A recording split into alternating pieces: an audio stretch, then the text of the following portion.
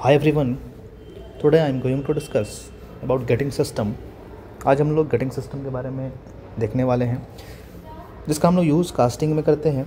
Casting already आपको पता है, कास्टिंग एक तरह का मैन्युफैक्चरिंग प्रोसेस होता है जिसमें हम लोग मोल्टन मेटल को पहले से बना हुआ मोल्ड में हम लोग पोर करते हैं, फील करते हैं, उसके बाद उसको सॉलिडिफाई करके फिर बाहर एज ए ऑब्जेक्ट के फॉर्म में हम लोग यूज़ करते हैं।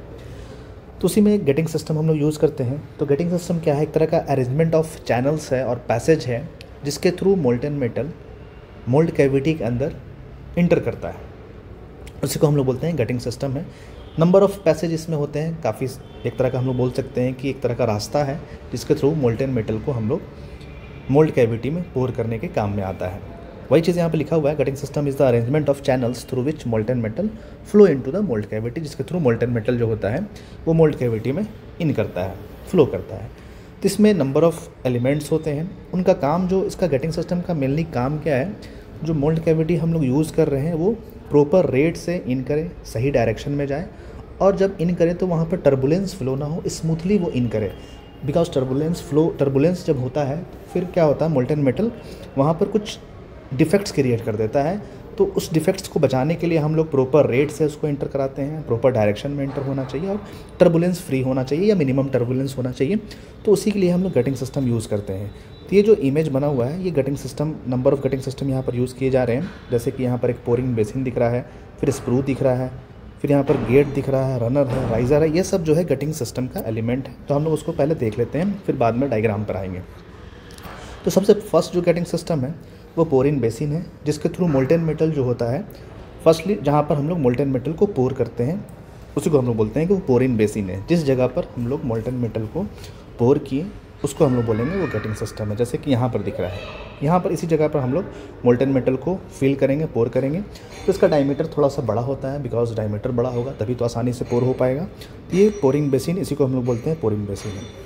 फिर सेकंड जो है वो स्क्रू है। स्क्रू एक तरह का वर्टिकल पैसेज होता है जो वर्टिकल डायरेक्शन में होता है, जिसके थ्रू जो होता है जो मोल्टन मेटल होता है वो डाउनवर्ड डायरेक्शन में फ्लो करता है। इसी को स्क्रू बोलते हैं। जो यहाँ पर है इसको हम लोग स्क्रू बोलते हैं, जिसके थ्रू मोल्टन मेटल जो होता है वो डाउनवर्ड डायरेक्शन में फ्लो करता है। उसके बाद रनर होता है। थर्ड जो गेटिंग सिस्टम का एलिमेंट है वो रनर है। रनर एक तरह का हॉरिजॉन्टल पैसेज होता है जो स्क्रू को गेट से जोड़ता है। यहाँ पर आप डायग्राम में देखेंगे, यहाँ पर डायग्राम अगर आप देख पाएँ तो यहाँ पर दिख रहा होगा गेट है। गेट के जो पहले वाला पार्ट है जो हॉरिजॉन्टल डायरेक्शन में यहाँ पर दिख रहा है वही रनर है। यहाँ पर मेंशन नहीं किया गया है, तो उसी को रनर हम लोग बोलते हैं। रनर का मेनली काम है जो ये वर्टिकल वाला पैसेज है और जो यहाँ पर गेट है उसको वो कनेक्ट करता है, उसी को रनर बोलते हैं।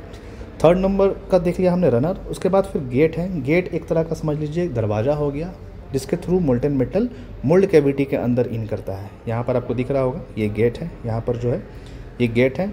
ये वाला जो पोर्शन है वो अभी पैटर्न दिख रहा है, लेकिन जब पैटर्न को रिमूव कर लेंगे तो वहाँ पर मोल्ड बन जाएगा, वो मतलब कैविटी बन जाएगा। तो उस कैविटी में इन करने के लिए जो एक तरह का गेट है जिसको दरवाज़ा बोला जा सकता है, उसके थ्रू वो इन करता है, उसी को हम लोग बोलते हैं कि वो मोल्ड कैविटी है। उस मोल्ड कैविटी में इन करता है, उसको गेट बोलते हैं। फिर एक राइज़र है। राइज़र को एक रिजर्वायर की तरह हम लोग बोलते हैं कि एक तरह का रिजर्वायर है जो कंपनसेट करता है श्रिंकेज को। जब श्रिंकेज हम लोग देखेंगे तो वहाँ पर डिस्कस कर लेंगे। एक shrinkage different type of shrinkage होता है।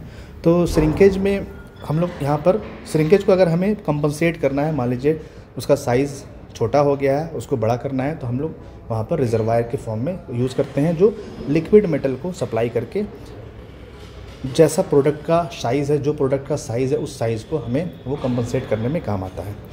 तो ये था हमारा गेटिंग सिस्टम। डायग्राम ऑलरेडी हमने डिस्कस कर लिया है। यही इसका डायग्राम है। यहाँ पर पूरा मोल्ड कैविटी बनाने का पूरा यहाँ पर दिखाया गया है, पैटर्न भी दिखाया गया है, कोप और ड्रैग भी दिखाया गया है। वो सब आगे हम लोग देख लेंगे, मोल्डिंग बॉक्स जब पढ़ेंगे तो वहाँ पर देख लेंगे। तो वीडियो को यहीं पर स्टॉप करते हैं। वीडियो को देखने के लिए थैंक यू सो मच।